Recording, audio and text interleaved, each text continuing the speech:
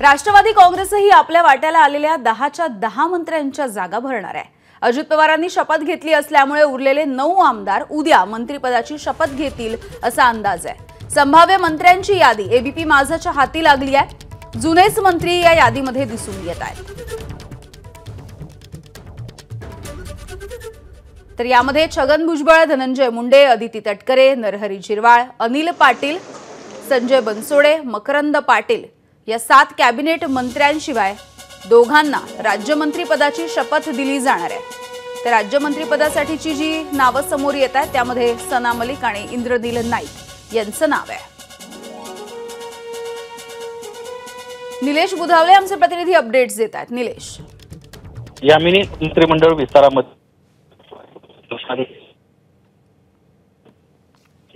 जी गणितांत्रिक problems आपल्याला पाहायला मिळतात। आपण पाहतोय मुंबई महानगरपालिकेच्या लवकरच निवडणुका होणार आहेत आणि त्याच अनुषंगाने मुंबईमध्ये एक मंत्रिपद देणं राष्ट्रवादी काँग्रेस पक्ष पसंत करत असल्याचं पाहायला मिळतंय।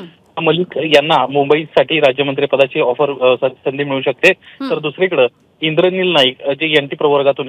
धन्यवाद निलेश आतापर्यंतच्या या माहितीसाठी। तर निलेश म्हणत होते त्या पद्धतीने मुंबई पालिकेच्या निवडणुका तोंडावरती आहेत, त्यामुळे सना मलिक यांच्या रूपाने आता मुंबईमध्ये सुद्धा एक मंत्रिपद मिळू शकतं।